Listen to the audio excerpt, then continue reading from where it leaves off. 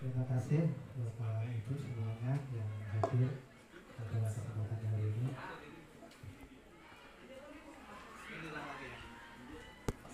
Baik, selamat siang Ibu-ibu semuanya. Yang kami hormati Bapak Kepala Sekolah SMA Negeri 1 Petumah Hilir yang mungkin masih ada kegiatan. Kemudian Bapak Ibu yang hadir pada kesempatan siang hari ini, kemudian dari kakak-kakak PPL ya, karena sebenarnya apa sebutannya? PLP ya, PLP dari mana? STKIP ya, STKIP Sintang ya. Terima kasih atas waktunya.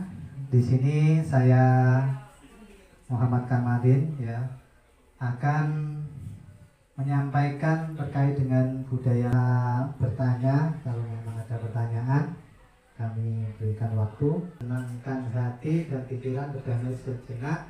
Semua situasi dalam diri untuk hadir sejenak di ruangan belajar. Dengan bukan virtual ya. Nah, mungkin ada enggak perasaan atau pikiran pada hari ini yang tidak tenang? Ada? Enggak ada? Ada enggak? Oke, kalau gitu kita sejenak ya, mungkin duduk. Sebenarnya duduknya seperti ini, tapi karena ini tidak bisa, maka kita duduk saja.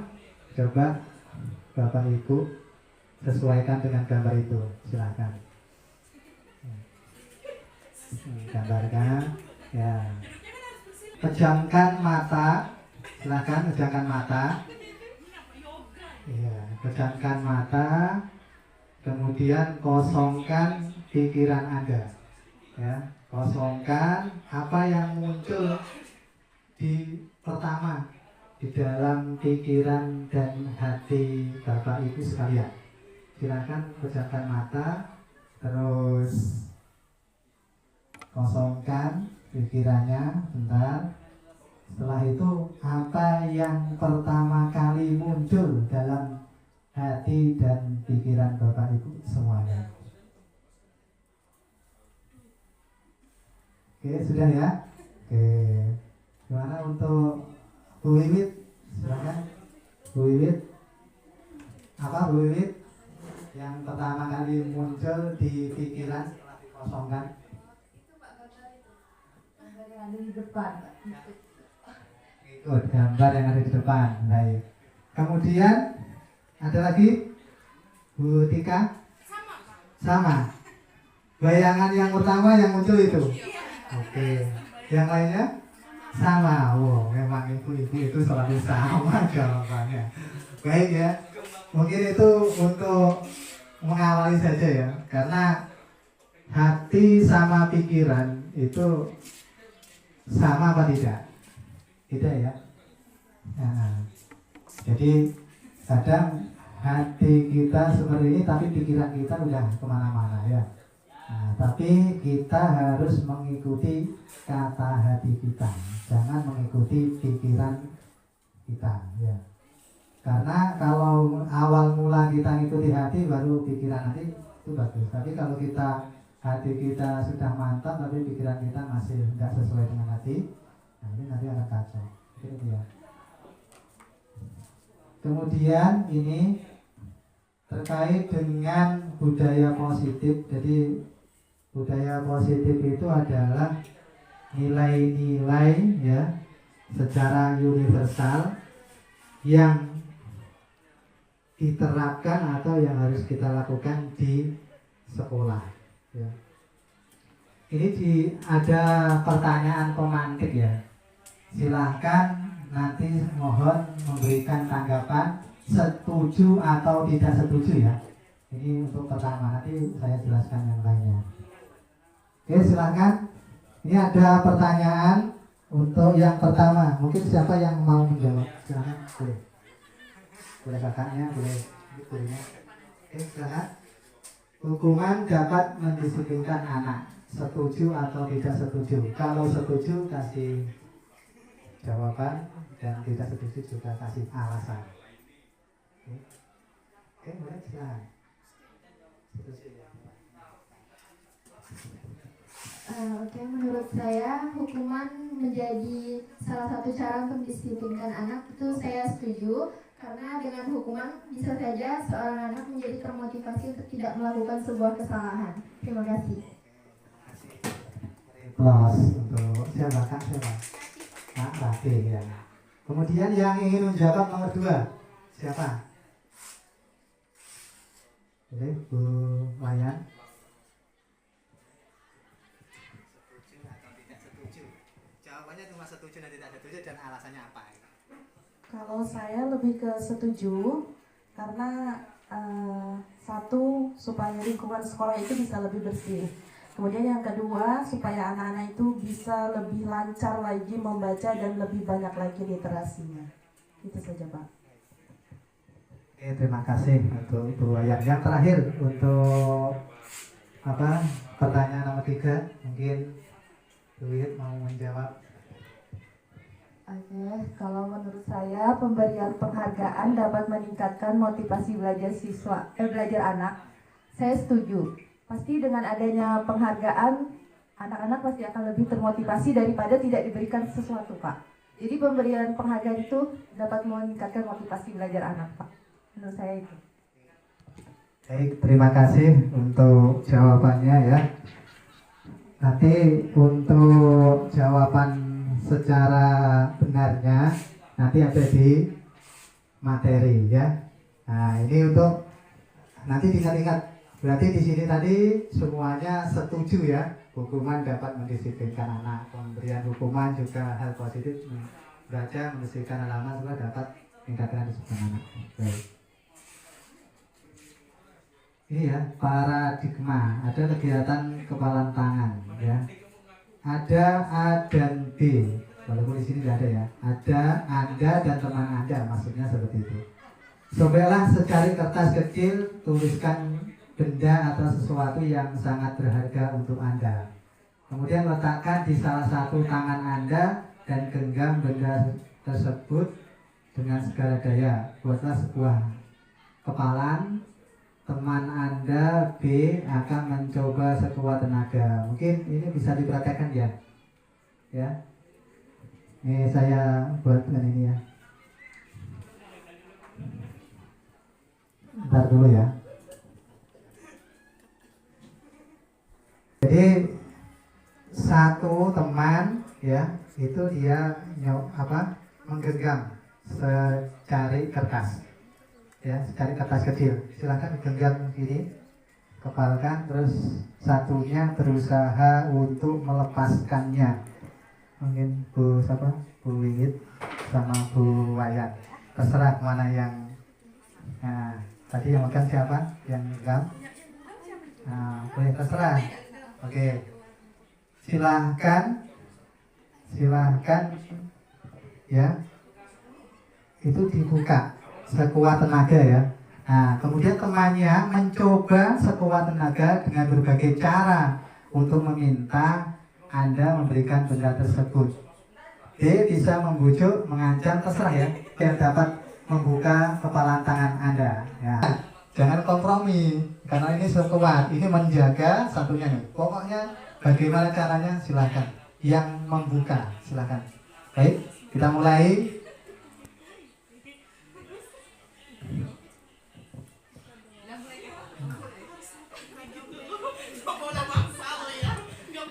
Boleh, itu ya boleh. Pokoknya membujuk, mengancam. Nah.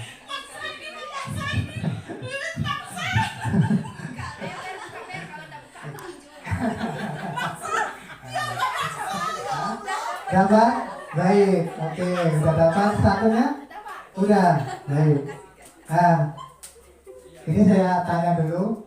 Tadi mintanya itu memaksa dengan apa? Silakan. Atau sebelumnya sudah bertanya atau belum? Udah nanya Pak, tapi nggak mau kasih jadi diancam. Diancam, mengancam. Oke, satunya Bu. Sama. Ini karena alasan kawan atau enggak karena memang dirayu aja makanya kebuka. Baik, itu ya. Baik.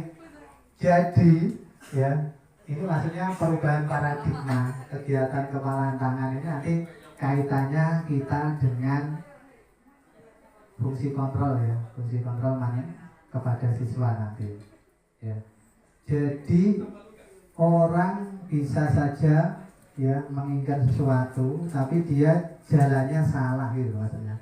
Sama halnya nanti yang tadi pemantik tadi ya, anak tadi apakah dengan menghukum bisa mendisiplinkan? Itu jalan saja ya. Maka nanti kalau ada orang menginginkan sesuatu, ya itu tadi bisa saja membujuk dia, bisa mengancam, menghardik, merayu, menyuap apa saja yang dapat membawa kepelantangan. Artinya semua apa yang kita inginkan itu ya tidak hanya serta-merta dengan berpangku tangan. Kemudian kalau kita mau mendisiplinkan anak supaya budayanya baik di sekolah, ya caranya macam-macam seperti itu ya. Nah, apa yang akan terjadi? Nah, itu nanti sudah tahu tadi terjadi. Satunya merayu diserak diberikan. Ada satunya harus dulu anak ini harus diancam dulu. Kamu kalau nggak sekolah nanti nggak dapat nilai gini. Ada juga yang hanya dirayu ya nak, nilai bagus dan sebagainya. Ada yang kayak gitu. Ada juga yang dihukum. Nah, nanti dihukum ini termasuk apa? Ada ya.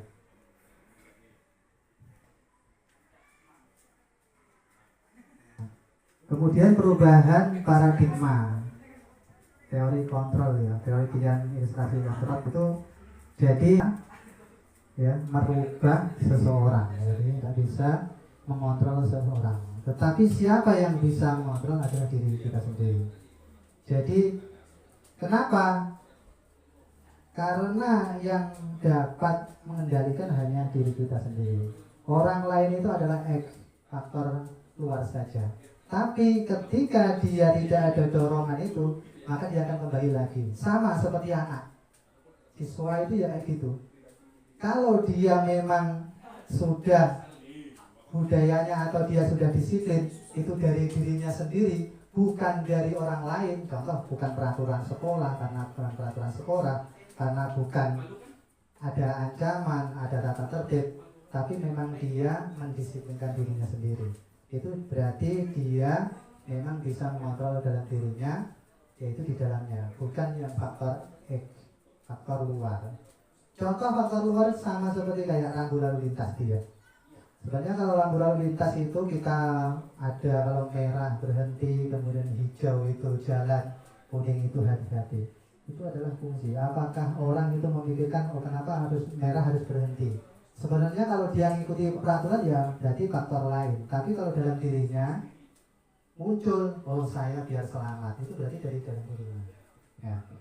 Ini nanti beda-beda siswa itu. Ada respon orang agar berpandangan sama dengan kita. Kita rubah tentang dunia. Artinya jangan memaksakan kehendak kita.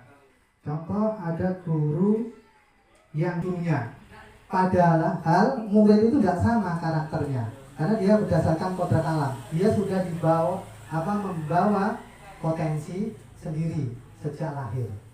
Tidak bisa. Makanya kita rubah. Kalau contoh kita mencoba mengubah orang lain, diganti. Kita berusaha memahami pandangan orang lain. Sehingga apa yang dimau oleh siswa atau orang lain itu bisa kita cover, maksudnya bisa kita atasi. Terus perilaku buruk dilihat sebagai suatu kesalahan. Ya. Itu ya. Kemudian kontrolnya itu adalah semua perilaku memiliki tujuan. Tapi ditanya dulu, nah kamu tadi bolos ya? Iya Pak, Bu.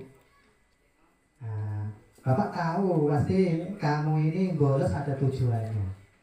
Ya. Tujuannya apa? Nah, dia akan cerita. Nah, jadi kita tidak boleh langsung memvonis atau kasih punishment kepada siswa, lalu langsung dihukum dan sebagainya. Itu di paradigma baru itu seperti itu. Ya, kita untuk kontrolnya seperti itu. Sehingga tahu apa yang diinginkan oleh anak, apakah kebutuhan anak, karena ada lima kebutuhan dasar manusia, ya, atau 5 dasar kebutuhan anak. Satunya adalah dia pasti terkait dengan sandang, papan, pangan, atau dia tempat tinggal, ya, dan sebagainya. Kemudian ada lagi kebebasan. Kebutuhan manusia itu ada kebebasan juga. Kemudian rasa aman, rasa nyaman, dan sebagainya. Rasa kasih sayang, ya. Kemudian rasa dihargai atau diakui. Orang kadang kalau kita tidak mengakui jeripaya orang pasti akan marah, atau orang lain akan kecewa, gitu ya. Kemudian orang lain bisa mengontrol saya. Ganti, orang lain bisa mengontrol saya. Jangan hanya Anda yang bisa mengontrol diri. Ada siswa yang selalu bergantung pada gurunya. Ketika dia ajar itu ya, Bu, gimana ini Bu? Terus gitu. Kadang sama kawannya, wah gimana ini? Nggak bisa ngejaga. Terus bergantung. Akhirnya dia nggak bisa mengontrol dirinya. Sehingga kita rubah pandangan anak itu jadi hanya Anda yang bisa mengontrol diri Anda. Misalnya, saya bisa mengontrol orang lain. Tidak. Tapi diganti, Anda tidak bisa mengontrol orang lain. Kita nggak bisa mengontrol orang lain, ya. Kalau mempengaruhi bisa, tapi mengontrol nggak bisa. Ada, ya. Kalau pepatah itu kan dalamnya laut dapat diduga, kalau dalamnya hati siapa tahu, nggak tahu. Pemaksaan ada pada saat bujukan gagal, ya. Sebenarnya pemaksaan atau hukuman itu merupakan bujukan gagal. Yang benar itu apa? Kolaborasi atau konsensus menciptakan pilihan baru. Contohnya, ketika ada anak melakukan pelanggaran, mungkin dia tidak pakai baju, tidak tertib, ya. Itu ada pertanyaannya. Jadi ditanya dulu, nah kamu kenapa tidak pakai baju hari ini, tidak sesuai dengan itu. Kemudian kenapa kamu dikeluarkan? Itu pertanyaan. Nah, nanti dia akan cerita. Terus kolaborasinya gimana? Atau konsensusnya gimana? Dia ditanya, kamu maunya seperti apa? Kamu tahu nggak aturan sekolah seperti ini dan sebagainya? Apakah itu mendorong nanti, ya, dia akan berusaha untuk tahu dia kesalahannya, bukan karena paksaan kita, ya. Tapi kalau dipaksa, waktu itu saja. Kamu harus pakai ini, kalau enggak dihukum dan sebagainya. Waktu itu nanti diulangi lagi, karena dia dipaksa. Tidak akan lama kalau paksaan. Tapi kalau kolaborasi ini bisa dengan kalau kaitannya dengan kesiswaan, kemudian dengan guru, kepala sekolah dan sebagainya. Konsensusnya menciptakan pilihan baru. Kita bisa punya konsekuensinya. Konsekuensinya nanti ada. Model berpikir menang atau kalah, tapi diganti model berpikir menang-menang. Artinya tidak ada yang kalah, tidak ada yang menang, artinya semuanya menang gitu, ya.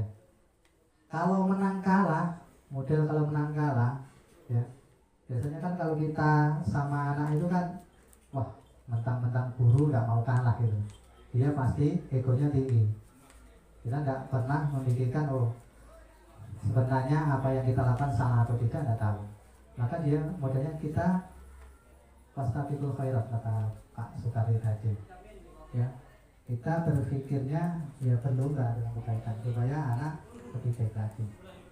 Iya. Selanjutnya mohon maaf ya, nanti. Nah, ini disiplin ya. Disiplin itu berasal dari disiplina yang artinya belajar. Sebenarnya disiplin itu belajar, ya. Maknanya berkonotasi disiplina. Ini kalau guru bahasa Inggris bisa ya. Ini menurut Socrates dan Plato. Kemudian menggali potensi menuju sebuah tujuan apa yang dihargai. Sebenarnya disiplin itu adalah merubah ya berubah menjadi sesuatu yang dilakukan seorang pada orang lain untuk dapat kepatuhan. Inilah yang salah sebenarnya. Kecenderungan umum adalah menghubungkan kata disiplin dengan ketidaknyamanan. Sebenarnya salah. Sebenarnya kalau disiplin itu belajar, ya. Belajar yaitu adalah untuk mengendalikan dirinya sendiri, yaitu supaya muncul budaya-budaya atau kedisiplinan, ya, atau budaya positif terkait dengan tujuan itu, ya.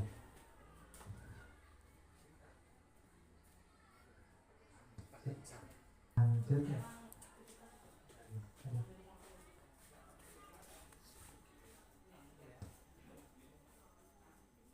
Kemudian nilai-nilai kebajikan kita nanti kan kurikulum merdeka, hidup mulia yang dicapai setiap individu.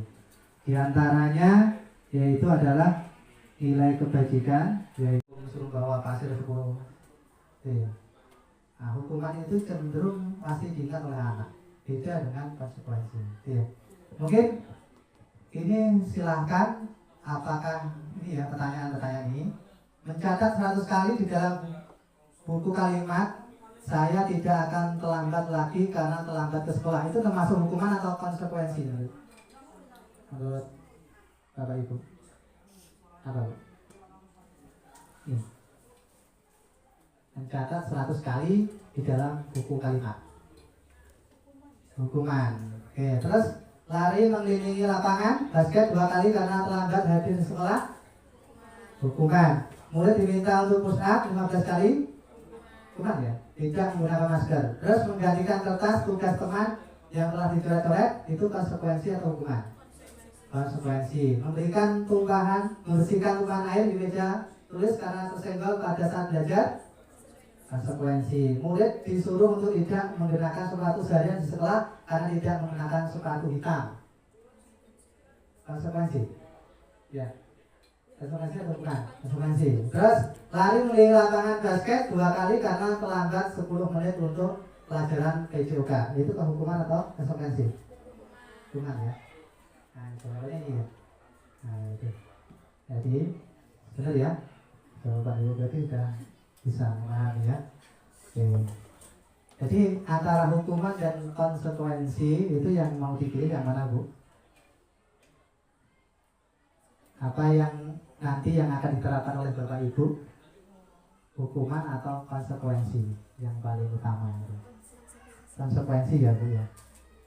Nah, walaupun hukuman ini ya, bedanya hukuman ini ya dengan konsekuensi, sesuatu yang menyakitkan harus terjadi. Orang yang dihukum pasti dia akan sakit hati, apalagi yang salah hukum ya. Tapi konsekuensi sesuatu harus terjadi. Maksudnya ketika dia melakukan pelanggaran karena sudah menjadi kesepakatan bersama bahwa kamu kalau melanggar ini namanya sesuatu konsekuensinya, maka dia akan melakukan. Beda dengan yang dia dihukum tanpa alasan gitu. Katanya tidak sesuai. Iya. Kemudian membuat anak sakit fisik maupun hati untuk jangka waktu lama. Dulu kita pernah dihukum oleh guru kita ya. Kira-kira sakit hati tidak? Waktu dulu pernah tidak dihukum waktu SD ya?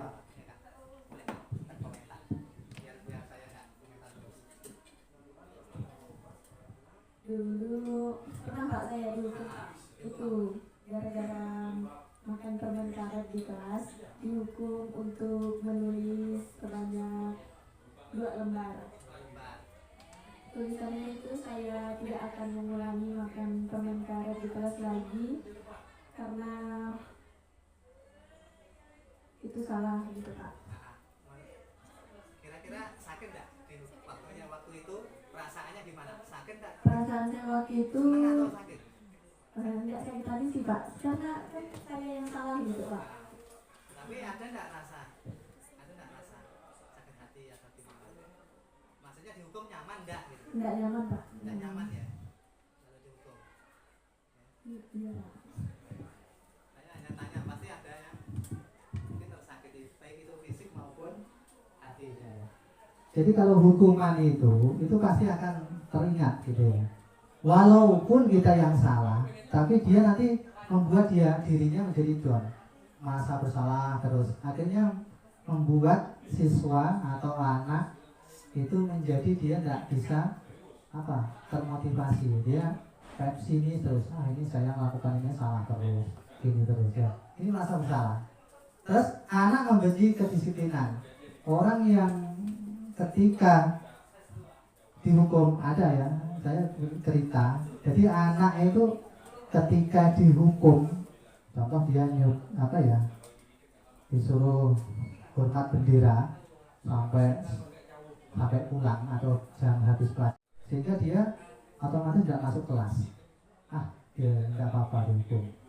Dia akhirnya gitu. Jadi meremehkan tentang kedisiplinan, padahal tidak merubah lagi. Tapi kalau konsekuensi itu anak menghargai disiplin. Dia tahu, oh saya melakukan pelanggaran ini.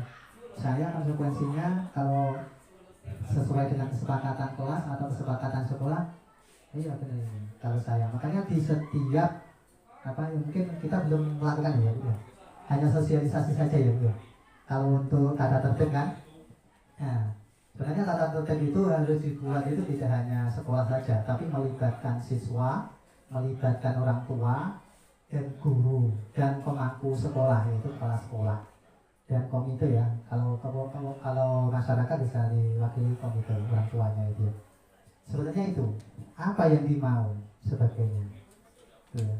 Kemudian paksaan, kalau konsekuensi itu respon, tanggapan. Oh, contohnya ada anak terlambat nak, ya sini dulu. Nah, kenapa kamu terlambat nak? Nah, mohon maaf bu, langsung dia. Saya mohon maaf bu, saya atau pak, saya terlambat hari ini, langsung ya.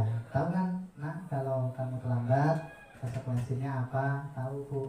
Oke, silahkan laksanakan. Dia akan dengan sendirinya akan sadar, oh iya saya memang saya yang melakukan kesalahan, sehingga saya mau merubah, jangan sampai terjadi kesalahan lagi kayak gitu. Tapi kalau dia dihukum tiba-tiba, kamu kan apa datang lambat, udah berkali-kali kamu lambat terus, ya udah langsung dia merasa salah, langsung akan melawan. Nih, kemudian konsep diri yang buruk. Kalau hukuman itu membuat kita konsep diri anak itu menjadi buruk. Tapi kalau konsekuensi itu konsep dirinya baik, karena dia sadar diri ya. Kalau bahasanya itu sadar diri, sadar posisi. Kemudian marah, karena kalau dihukum pasti marah ya. Rasa bersalah pasti ada, dipermalukan. Orang kalau dihukum, makanya tidak boleh hukum di depan halayak ramai ya. Karena itu menjatuhkan. Jadi kalau kita memang mau manggil anak ya panggil aja di ruangan kalau memang dia kesalahan. Tapi kalau kita mau memberikan arahan itu tidak hanya satu anak bisa, ya. Merasa tak dihargai, kehilangan hak, dibuat tidak nyaman, diasingkan untuk sementara. Namanya team out kalau bahasa Inggrisnya. Ya. Terus ini ya yang saya mau sampaikan, kita akan restitusi adalah proses menciptakan kondisi bagi murid yang memperbaiki kesalahan mereka, sehingga mereka tidak bisa kembali kepada kelompok mereka dengan karakter yang lebih kuat. Itu sebenarnya restitusi. Kemudian kalau identitas gagal ini hukuman ya, kalau sukses itu konsekuensi sama restitusi. Ini menurut teorinya. Kemudian ciri-ciri restitusi itu bukan untuk menebus kesalahan, namun untuk belajar dari kesalahan. Ya, nanti ada ya. Kemudian pertama bukan pembenaran, memperbaiki hubungan, tawaran bukan paksaan. Jadi sebelum kita menghukum itu enggak menghukum, tapi kita kasih tawaran. Kamu dari tadi konsekuensinya. Kalau kamu melakukan ini, apa yang harus kamu buat? Kira-kira bagaimana kamu bisa memperbaiki supaya tidak datang terlambat. Contoh ada anak datang terlambat di contohnya, dia tidak langsung dihukum, dipanggil. Nah, tadi kamu mati ya datang terlambat, kenapa nak? Saya gini-gini bu. Nah, mungkin apa sekarang? Oke, kalau gitu ini nak, menurut kamu apa yang kamu lakukan supaya kamu tidak terlambat lagi? Ditanya gitu. Terus saya nanti akan datang pagi, mungkin buat jam atau alarm atau sebagainya. Nanti saya akan bangun lebih pagi seperti itu. Ya, Pak, silakan sini Pak. Nah, biar nanti ada yang bertanya. Laki-laki nggak ada. Saya yang laki-laki. Jadi kemarin saya gitu di DPD saya sendiri yang laki-laki. Kelompoknya. Memang saya laki-laki Pak. Seperti itu. Baik, mungkin dari sini boleh ya, karena mungkin saya menerangkannya tidak jelas. Mungkin ada pertanyaan dari Bapak Ibu terkait sampai sini dulu. Nanti bisa ada pertanyaan lain, silakan. Boleh kakak-kakaknya, boleh ibu-ibunya. Oke, silakan ya. Ya. Jadi intinya hukuman sama konsekuensi itu berbeda ya. Kalau hukuman tadi ya, saya ini ya kembalikan mungkin. Ini ya, hukuman perbedaan hukuman dan konsekuensi ini ya. Nah, boleh Pak Jaja mungkin mau bertanya, silakan. Ya. Nah, ada Kakak-kakaknya boleh bertanya, silakan Kak. Mau bertanya, mungkin kakaknya nggak jelas ya menerangkan. Karena ini memang boleh. Boleh? Ada tanya? Ya, ini restitusi itu adalah proses menciptakan kondisi bagi murid untuk memperbaiki kesalahan mereka sehingga mereka bisa kembali pada kelompok mereka dengan karakter yang lebih kuat. Ini yang diterapkan. Kemudian hukuman itu termasuk identitas gagal ya, jadi tidak boleh diterapkan lagi hukuman itu. Walaupun atas nama hukuman itu bersifat positif, ada hukuman yang besar. Dia membuat buah pilihan. Kalau konsekuensi itu sesuatu yang harus terjadi. Kalau dia melakukan ya pasti dia, tapi dia sifatnya netral. Ya. Kemudian kalau hukuman itu tidak nyaman untuk murid, tapi kalau konsekuensi tidak nyaman untuk murid untuk jangka waktu pendek saja. Ya. Kalau hukuman itu jangka panjang. Kemudian kalau restitusi itu menguatkan untuk murid anak dalam jangka waktu panjang. Dia akan terbangun kesadaran dirinya dibanding kalau ada orang dihukum. Hukum itu memang kayak kalau sadar disadar, kalau enggak gagal gitu maksudnya. Jadi makanya jangan sampai dipakai. Jangan dikit-dikit hukum gitu maksudnya. Sebagai guru. Kemudian ini ya ciri-cirinya. Kalau restitusi itu tadi memperbaiki hubungan, tawaran bukan paksaan, kemudian menuntut untuk melihat ke dalam dirinya. Jadi kita menyesuaikan anak ini apa, kebutuhan dasarnya apa. Sebenarnya anak itu contoh ada anak yang cari perhatian. Sebenarnya dia nggak nakal sebenarnya, tapi dia pengen diperhatikan. Itu karena kebutuhan. Nanti ada kebutuhan gitu. Ini ya. Budaya positif itu lingkungan positifnya, keyakinan kelas, peraturan kelas. Dan menurut Bapak Ibu, sama enggak keyakinan kelas dengan peraturan kelas? Sama enggak? Sama enggak kira-kira? Keyakinan kelas dengan peraturan kelas. Ada yang mungkin tahu peraturan kelas dengan keyakinan kelas?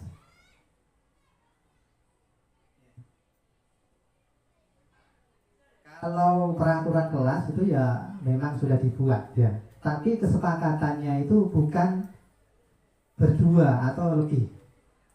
Ya.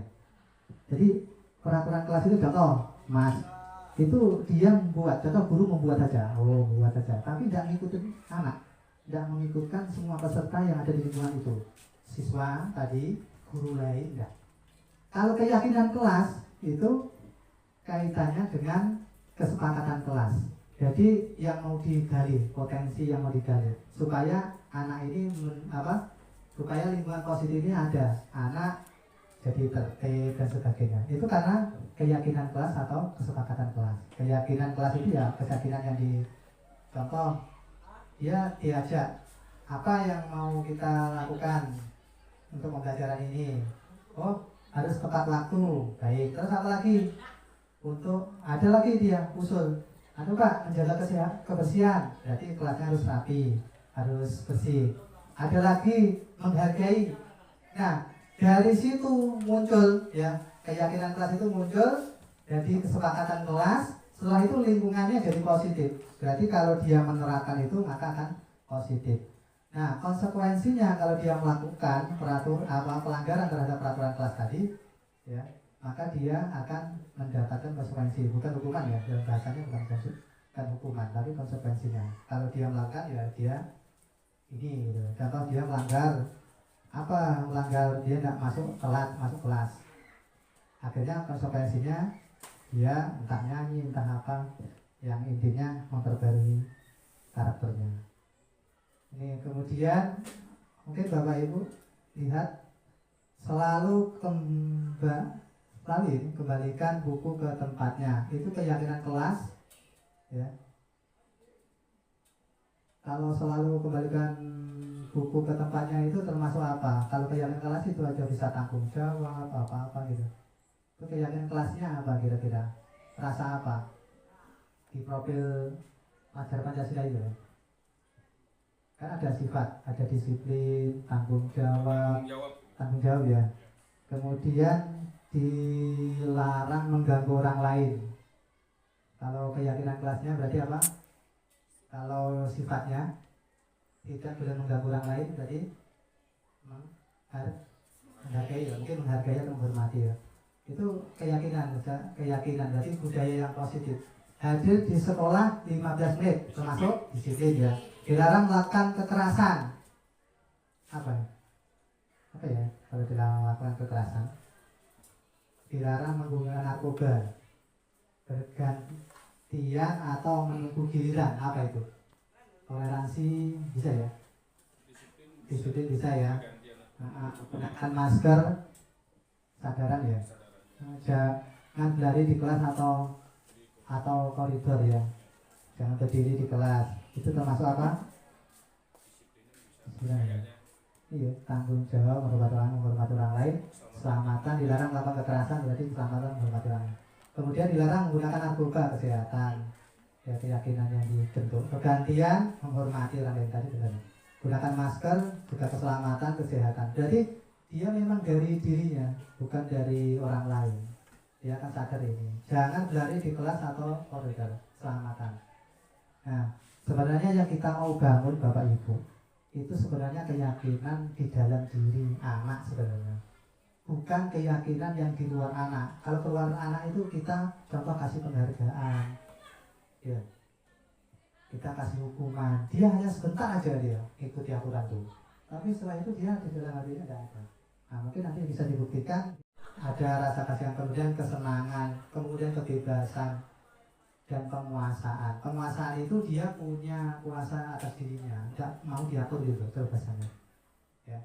Tapi bagaimana supaya penguasaannya itu tidak terganggu dengan kita ya, maka kita harus mengakui ini terhadap itu. Kemudian kebebasan, dia kebebasan berekspresi, berpendapat.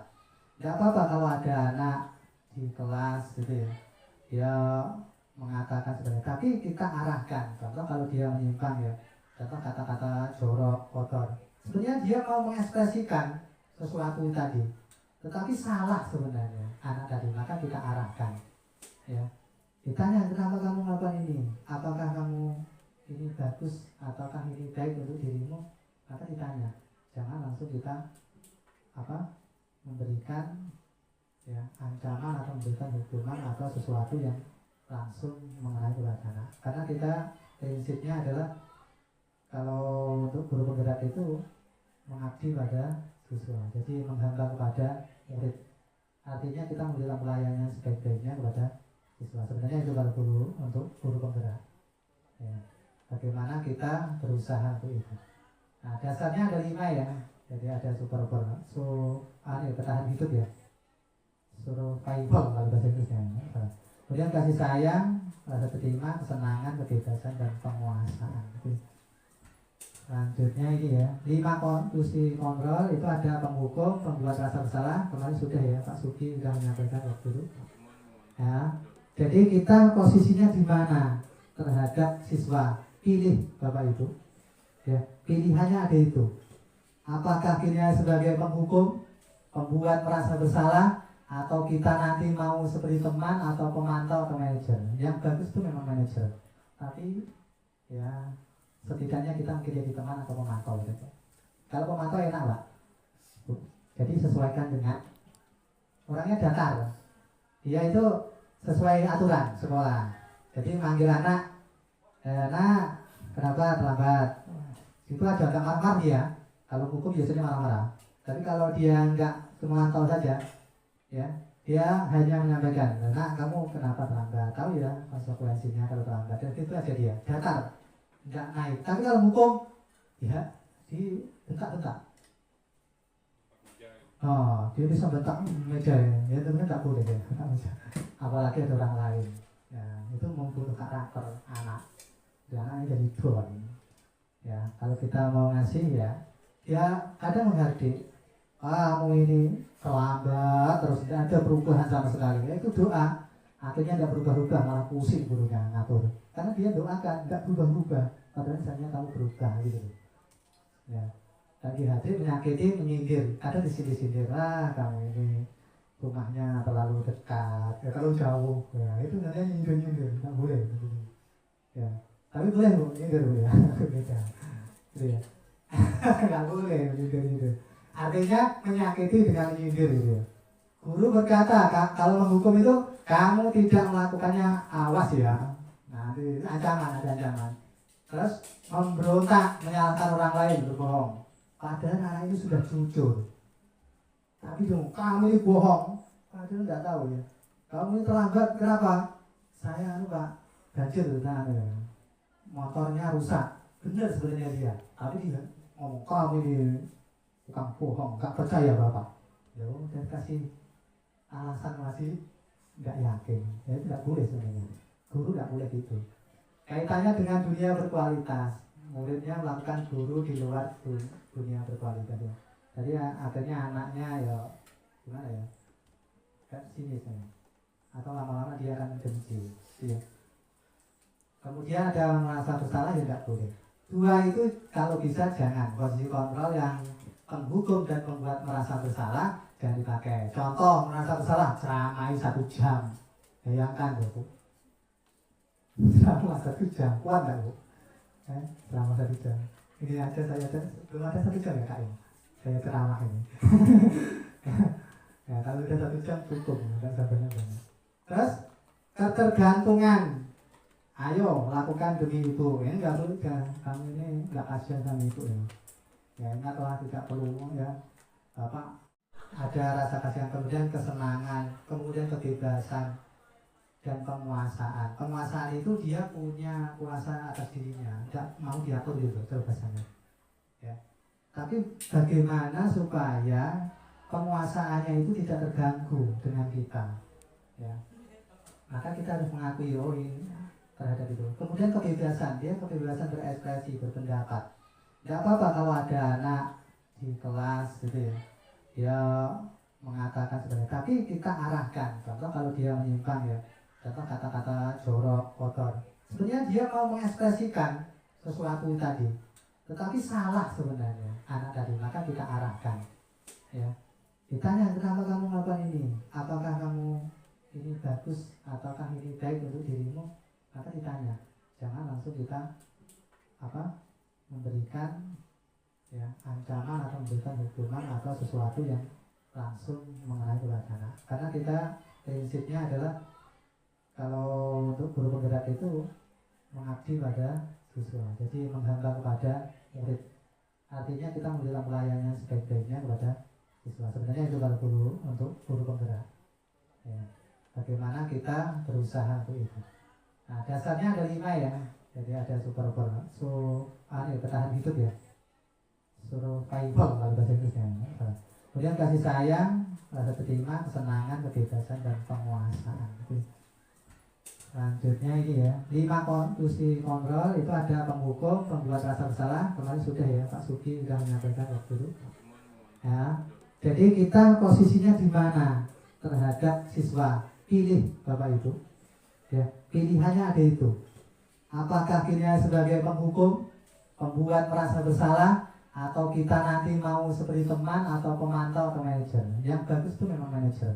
Tapi ya setidaknya kita mungkin jadi teman atau pemantau gitu. Kalau pemantau enak Pak.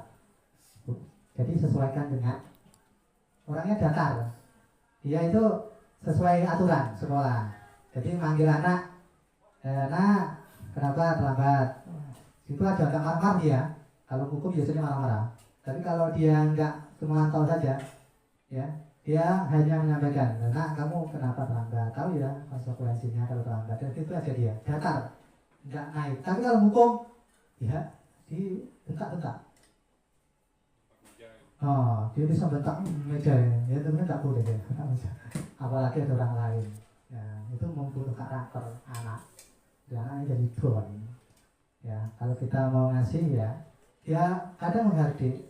Kamu ini terlambat terus tidak ada perubahan sama sekali. Ya, itu doa. Akhirnya tidak berubah-ubah, malah pusing gurunya ngatur. Karena dia doakan tidak berubah-ubah. Padahal misalnya kamu berubah gitu. Ya. Lagi hati menyakiti, menyindir, ada disindir-sindir, kamu ini rumahnya terlalu dekat, ya kalau jauh, ya itu namanya nyindir-nyindir, nggak boleh, ya. Tapi boleh bu, nyindir bu ya, beda, gitu ya, nggak boleh nyindir-nyindir. artinya menyakiti dengan menyindir gitu ya. Guru berkata, kalau menghukum itu kamu tidak melakukannya, awas ya. Nah, itu ancaman, ada ancaman. Terus memberontak, menyalahkan orang lain, berbohong. Padahal anak itu sudah jujur. Tapi dong, kamu ini bohong. Padahal nggak tahu ya. Kamu ini terlambat, kenapa? Saya Pak, ganjil nah, ya. Motornya rusak. Benar sebenarnya dia. Tapi dia ngomong, kamu ini tukang bohong, nggak percaya Bapak. Ya udah kasih alasan masih nggak yakin. Ya tidak boleh sebenarnya. Guru nggak boleh gitu. Kaitannya dengan dunia berkualitas. Muridnya melakukan guru di luar dunia berkualitas ya. Jadi akhirnya anaknya ya gimana ya? Kayak sini saya. Atau lama-lama dia akan benci. Ya. Kemudian ada merasa bersalah ya nggak boleh. Dua itu kalau bisa jangan. Posisi kontrol yang penghukum dan membuat merasa bersalah jangan dipakai. Contoh merasa bersalah ceramai 1 jam. Bayangkan Bu. Selama 1 jam, kuat nggak Bu? Selama 1 jam. Ini aja saya belum ada 1 jam ya Kak ya. Saya ceramah ini. Ya kalau udah 1 jam cukup, nggak sabarnya banyak. Terus ketergantungan. Ayo lakukan demi ibu. Ini nggak perlu ya. Kamu ini nggak kasihan sama ibu ya. Ya ingatlah tidak perlu ya. Bapak berpihak aja Bu. Nggak enak, aku nggak nyaman sama Pak Kamal ini. Nyamannya sama Bu Wayan atau Bu Wid. Nggak pernah marah-marah. Contohnya gitu. Dia akan tergantung kalau buat apa. Tapi kalau teman, nah ini positif ya. Kalau teman sama pemantau sama manajer ini yang positif ya. Yang setidaknya benar. Kalau teman ini membuat alasan untuk muridnya, membuatkan alasan untuk muridnya. Maksudnya gimana? Ditanya kenapa? Kayak sini kayak konco ya, kayak kawan itu. Ditanya. Jadi dia kan curhat. Biasanya orang curhat, murid itu kan curhat sama kawannya ya, Bu. Jarang yang curhat sama orang yang dibencinya. Ya. Kemudian ayo lakukan demi ibu. Maksudnya lakukan ini kayak kawan gitu. Lakukan untuk saya gitu ya. Mas, masa kamu tidak mau? Ingat tidak, ibu pernah bantu. Jadi kemudian dengan walaupun dia teman tergantung. Murid meletakkan guru sebagai orang yang sangat penting di dunia berkualitas. Jadi menganggapnya guru itu ya kawannya. Tapi gimana Pak? Ada pertanyaan dulu. Gimana kalau muridnya malah melunjak? Kayak kawannya sendiri benar-benar tidak menghormati. Nah ini mungkin ada pertanyaan gitu ya. Ya. Tapi ini di sini ini artinya bukan ya, nanti ada namanya konsekuensi, kemudian ada apa namanya etika, attitude ya. Kemudian pemantau menghitung dan itu. Yang paling bagus adalah manajer. Manajer itu mengajukan pertanyaan-pertanyaan mulai dari awal sampai akhir. Kenapa kamu terlambat nak? Kemudian apakah benar kamu ini terlambat seperti ini? Kemudian ditanya, memang manusia punya apa ya, tidak semuanya sempurna, ada masih kesalahan. Tapi kamu pasti melakukan ini ada alasannya. Alasannya apa sebenarnya? Oh gini-gini cerita. Setelah itu baru kasih solusi. Nah kalau gitu itu bagus nggak untuk kamu? Tidak bagus Pak. Oh kalau gitu gimana caranya supaya kamu bisa memperbaiki kesalahanmu itu? Dia akan cerita sendirinya, dia akan memperbaiki dirinya sendiri. Saya mau ini Bu, saya mau ini Pak. Karena dia merasa nyaman, tenang. Nah setelah itu dilakukan, tidak langsung hukum gitu. Ya. Apa yang kita yakini, apa yang bisa kamu kerjakan untuk membagi masalah ini. Kalau manajer itu gitu, ya, apa yang kita yakini, apa yang kamu perbaiki itu masalah ini. Mengeluarkan pribadi, murid meletakkan dirinya sebagai individu yang positif dalam dunia berkualitas. Artinya dia tidak merasa bersalah gitu. Tapi kalau kita dihukum masih merasa bersalah. Setelah masalah bersalah, setiap ketemu gurunya itu tadi masalahnya salah terus kalau dilihat. Padahal gurunya enggak melihat dia saja, tapi udah tahu kalau dia salah gitu. Ya, karena dia udah melihat wajah guru tadi yang sudah marah-marah seperti itu. Ini ya. Saya kecewa sekali dengan kamu membuat orang merasa bersalah, ini ya termasuknya.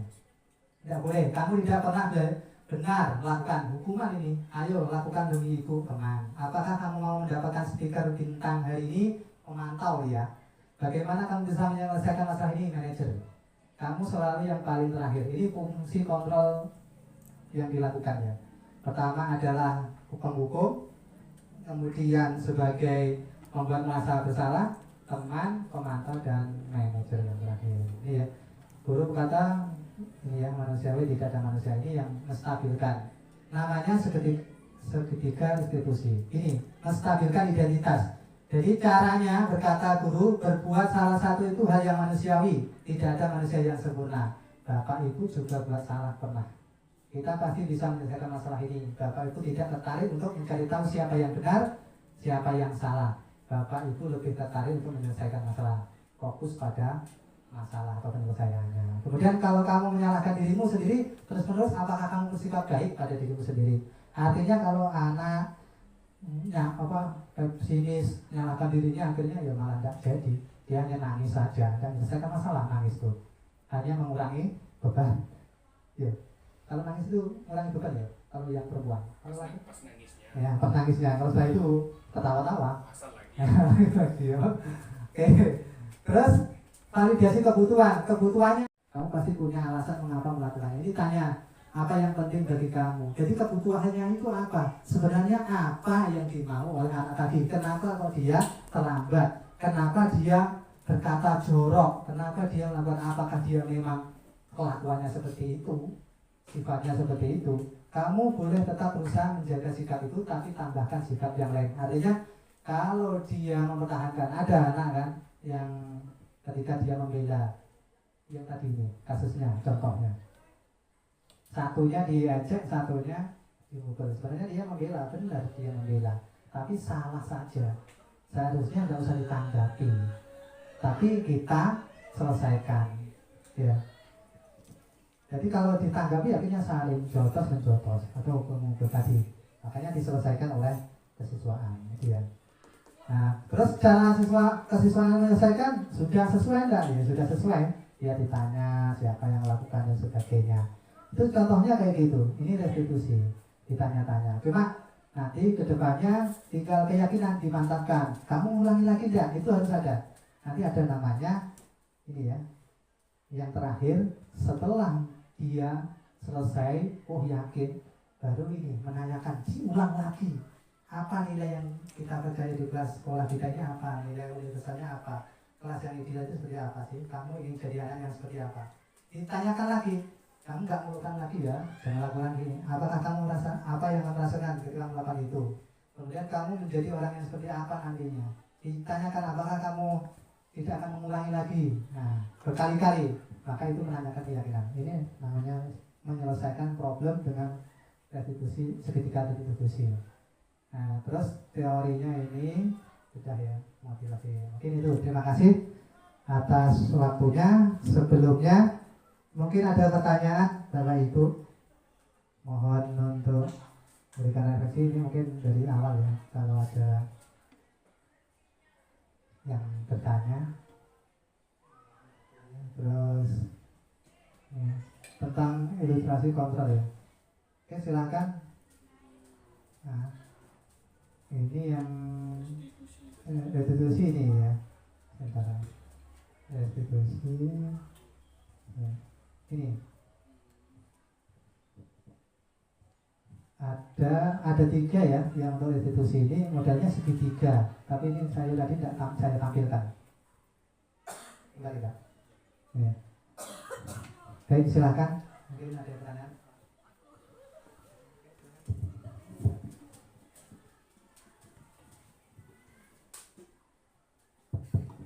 Oke, baik. Terima kasih waktunya. Langsung saja Ustadz, saya mau menanyakan ketika siswa memiliki sebuah masalah, begitu ya, mau itu pribadi ataupun saat di kelas lah, begitu. Di sini tadi yang saya tangkap berarti siswa itu kalau bisa dia harus mau bercerita, begitu ya, masalah yang didapat ke gurunya, begitu ya. Tapi kan biasanya ada siswa juga yang tidak mau bercerita jujur, begitu. Mungkin dia mendapat kasus A di kelas, kita panggil, dia bercerita sama gurunya B, begitu. Dia tutupi. Entah itu faktor dia takut atau ada faktor yang lain, kita tidak tahu, gitu. Nah, pertanyaannya, biar si anak ini mau jujur menceritakan tadi permasalahan yang dia dapatkan ini berkenaan mungkin dengan pembulian ya mungkin ya. Bullying. Nah, tekniknya atau caranya bagaimana begitu biar si siswa ini mau bercerita secara jujur. Soalnya di kelas saya juga sepertinya ada kasus seperti ini nih Ustaz. Udah dapat satu gitu. Tapi sampai sekarang tadi saya udah tanya beberapa sudah ada yang bercerita jujur mau. Jadi contohnya kita tidak cari kamu ini seperti apa dan sebagainya itu ya. Karena kalau masalah anak itu memang apa ya, ada tes gitu. Walaupun contoh ya. Dalam penyelesaian masalah kasih perjanjian boleh. Itu boleh, itu namanya kesepakatan kelas. Itu namanya konsekuensi, tidak hukuman tapi konsekuensi. Bedanya hukuman itu langsung Pak. Contoh dia hanya kepentingan diri sendiri. Kan bukan anaknya yang diajak. Kalau kesepakatan kelas itu semuanya diikutkan. Anak yang memberikan tadi. Nah, gimana masuknya jam berapa? Jam sekian Pak. Setuju semuanya, setuju Pak. Dia kan dari diri sendiri, bukan dipaksa. Tapi kalau hukuman memang dari kita, hukum individual aja. Tidak ada apa ya, tidak ada timbal balik. Hanya dari satu orang kalau hukuman. Tapi kalau kalau konsekuensi itu libatkan semuanya. Boleh itu. Kemudian kalau kamu menyalahkan dirimu sendiri terus menerus, ini menstabilkan dulu. Jadi anaknya jangan ya distabilkan, maksudnya dikuatkan identitasnya. Kita tidak boleh menyampaikan maksudnya identitas keluar ibaratnya supaya dia percaya dengan kita. Kemudian yang kedua validasi kebutuhan tadi yang saya sampaikan. Jadi kita cari dulu apa masalahnya. Kemudian kita bisa bertanya kepada orang lain. Kemudian tanya sumber yang terpercaya dan sebagainya itu Pak. Ya, pada dasarnya setiap tindakan manusia tujuannya adalah memenuhi kebutuhan dasar, apakah itu penguasaan, kebebasan, kasih sayang. Jadi kita belajar cari dasarnya apa yang harus kita lakukan. Kenapa kok dia melakukan itu? Dan kenapa dia tidak terus terang? Apa alasannya? Maka digali. Memang. Kemudian yang terakhir diyakinkan, maksudnya keyakinan itu ditanya ulang. Kalau kita contohnya kalau dalam bahasa Arab itu inna wa akhwatuha, jadi meyakinkan sesungguhnya ya. Kalau bahasanya itu diyakinkan lagi, apakah kamu melakukan ini, apakah terus apa yang kamu lakukan untuk memperbaiki ini. Nah seperti itu. Kemudian kamu mau jadi apa nantinya, gimana, apa yang kamu rasakan. Salah satunya ini menanyakan keyakinan. Kalau sudah dapat, maka nanti insya Allah ya secara ya ada yang 100% karena teori ini aja. Ya, mungkin bisa diterapkan. Mungkin itu saja. Ada masih mengganjal. Ya. Ya. Jadi itu mungkin ada lagi, ada kata-katanya. Mungkin 1 menit untuk mengakhiri. Silakan. Ada pertanyaan, boleh? Kak?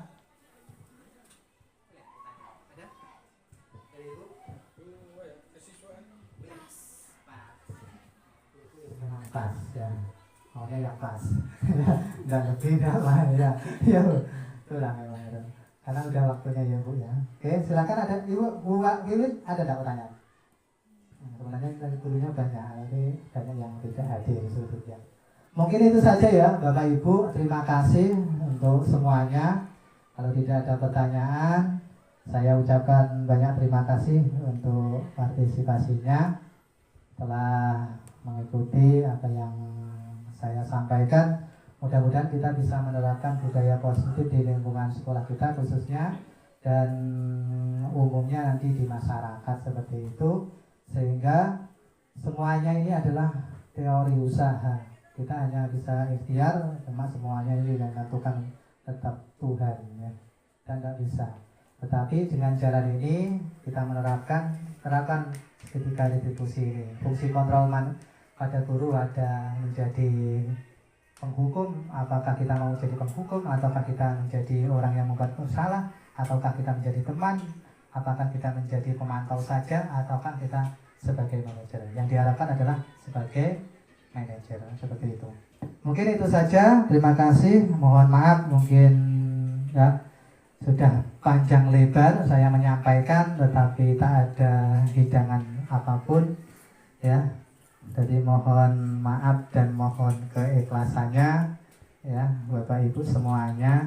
Sebenarnya saya juga lapar, cuma ini tadi belum makan ya. Nah mudah-mudahan tapi tetap semangat ya, tetap semangat seperti itu. Terima kasih atas perhatiannya dan saya akhiri. Saya Muhammad Kamalin dari SMA Negeri 1 Petungal Hilir, JGK Angkatan 11 ya, dalam hal ini masih pendidikan, dan mohon untuk dukungannya Bapak Ibu dan kakak-kakak semuanya untuk selalu kita programnya itu adalah pertama adalah tergerak, bergerak dan menggerakkan ya. Jadi tergerak dari diri kita sendiri dulu, jangan lihat orang lain, tapi bergerak untuk kita juga. Kemudian menggerakkan baru kita. Kalau sudah kita bisa mengontrol diri kita, bisa menempatkan diri kita, boleh kita menggerakkan orang lain. Intinya itu. Terima kasih atas waktunya. Sekali lagi mohon maaf atas segala kekurangan dan kegagapan. Saya akhiri. Selamat siang. Assalamualaikum warahmatullahi wabarakatuh.